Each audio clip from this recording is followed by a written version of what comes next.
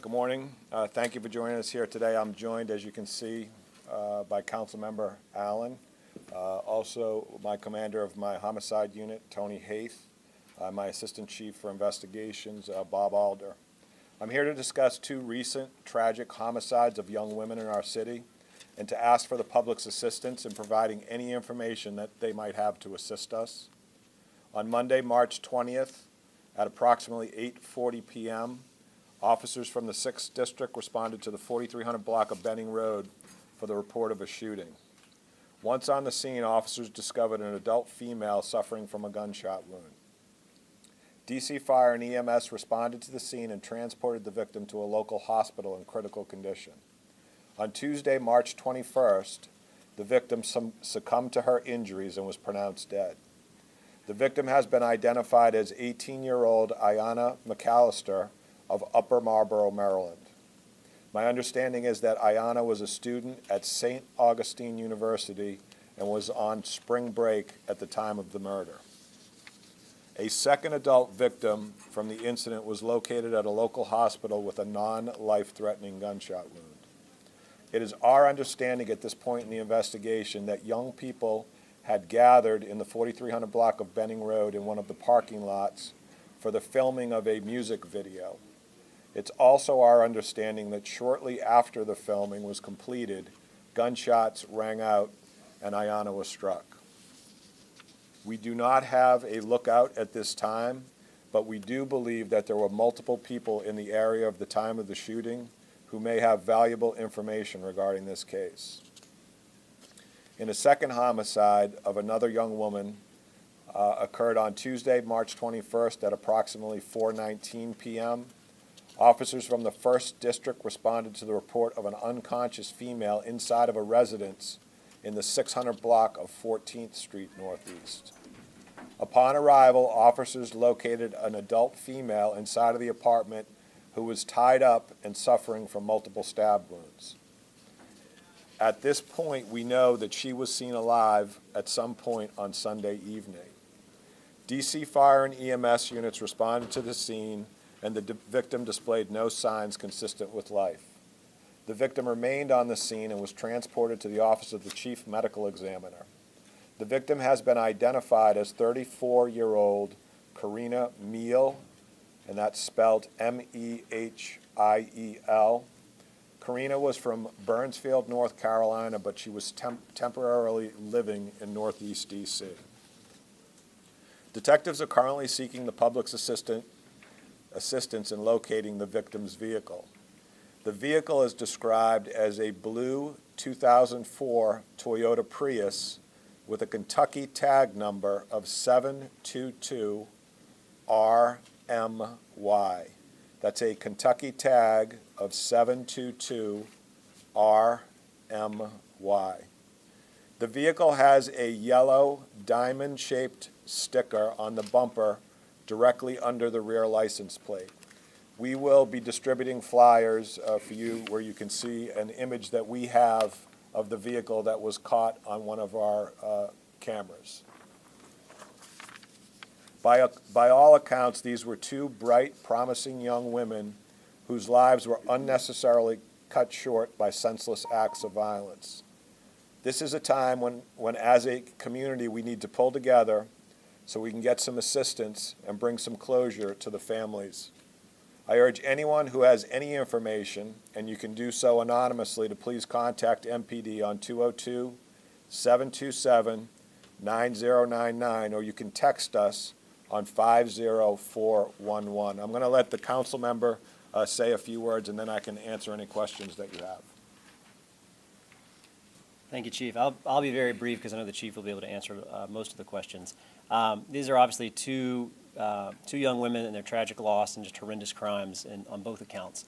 And really what I want to do is also help add my voice to implore the public, if you've got information, if you happen to have video from the first murder that the Chief was describing, if you happen to have information about the second homicide, please contact MPD. Please let them know whether you've seen the vehicle, you knew the individuals, you've got important information out there in the public somewhere. Somebody's seen something that they know probably isn't right, doesn't sit well with them. Please share that information, contact MPD so that we can try to bring justice for these two young women. Thank you. Thank you. Chief, can we go back to the 14th Street homicide for a minute? You said the victim there was last seen alive on Sunday night, is that right? That's what we know at this point, yes. And where was she last seen? She was seen in D.C. Can you tell us where? What's our location? Over at the Corcoran Museum. Corcoran Museum? Yep. And then she was living at that house where her body was found, is that correct? We believe she was temporarily staying there. And was there any sign of any forced entry into that house? At this point, we don't have any indication of a forced entry. And do you know how long she may have been dead before you found her there? That we don't know at this point, but as I said, we do have information to suggest that she was seen alive on Sunday evening. So is it possible that she was killed sometime Sunday evening after she was last seen alive? At this point in the investigation, that is something that we will be considering. Was anything missing from her, her wallet, money? Was the place ransacked in any way? There did not appear, I don't really want to talk too much about the evidence in the case, so we don't know. We're still working to determine whether or not any items were taken. Does it appear she may have been sexually assaulted? It's unclear at this time. That's an evaluation that will be conducted. Chief, do you feel it's a random attack at this point, or someone she might have known, or do you not know yet? The only thing that I can say, and Pat pointed this out, is that there is no indication of a forced entry into the home. So I think that, that's information that we probably want to make public, that there was no indication of a forced entry. It's unclear at this point in the investigation. We don't want to, go down any roads that we're not exactly sure of, so we're leaving up the potential that anything could have happened here. Cameras in the area? There's certainly, that's certainly something that we do, and every time we have a violent crime in the city is we'll scour the area for any camera footage that might be available. If we do have footage that we think will help us close the case, we'll make that available so you can take a look at it. Right now, in that particular case, the strongest lead that we have is this vehicle that I described that's out there.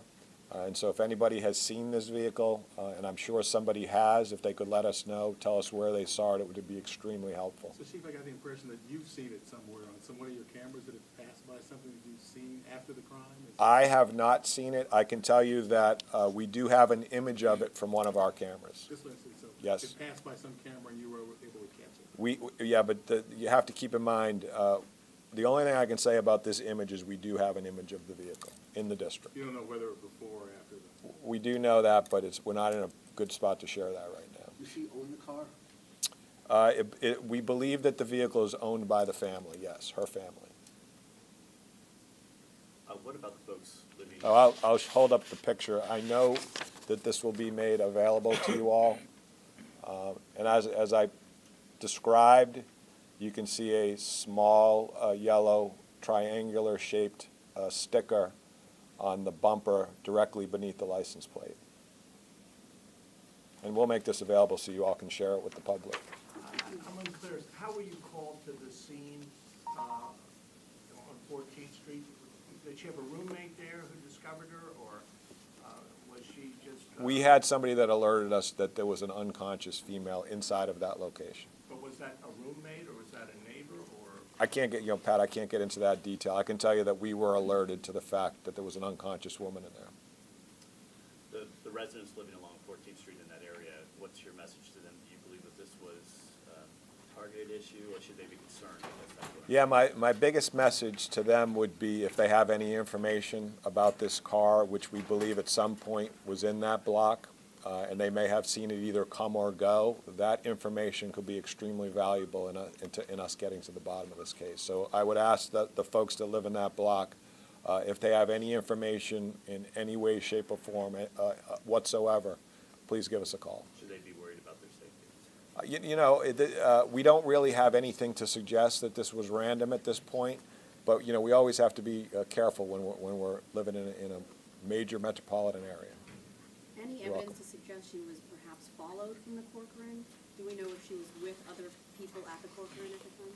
We don't have any information to suggest that she was followed. Are you able to tell us the cause of that? Multiple stab wounds. Chief, on the Ayanna killing, on Benning Any indication at this point whether she was targeted or if that was what the family believes to be a stray bullet? Yeah, well, it's really unclear at this time whether or not she was the target. It's, again, we're in the very early stages of the investigation.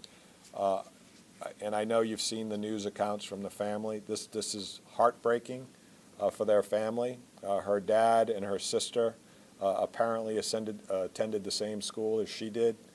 She was in Washington, D.C., and she was probably over there doing something that young people do all the time. There was a music video being filmed, and we lost a life of a young woman because somebody felt as though it was okay to discharge a firearm in our community. And I would hope that anybody, and we believe that there were multiple people in the area at the time, with anybody with any information whatsoever in that case brings it forward. Young people ought to be able to come into our community and enjoy themselves without being nervous that a gun is going to be pulled out and someone's going to end up dead. Haven't we seen these rap video shoots both locally and nationally as targets of shootings before? I wouldn't say that. We have multiple video shoots in Washington, D.C. all the time. It's something that the young people in this city do. You can see them online. There's, I think that I would say the exact opposite. It's not likely that it's going to erupt into a shooting.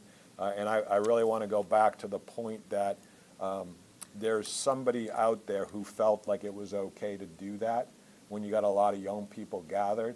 And that's the person I think that we need to direct our efforts towards, is identifying that person so we can make sure it doesn't happen again. Do you believe the video that was being shot that day captured the person who may have done this? Are you looking through any type of video? I will say this, it has been our experience that during these video shoots there are a number of images that are taken not only by the filmers, the people who are professionally filming the video, but also by others that have their own devices. They could have cameras, they could have cell phones. So there is potential that somebody has images out there that will be extremely valuable to us, and we'd urge them, if they do have those things, you can text them to us, or you can give us a call and we'll come get them. All right, thank you very much.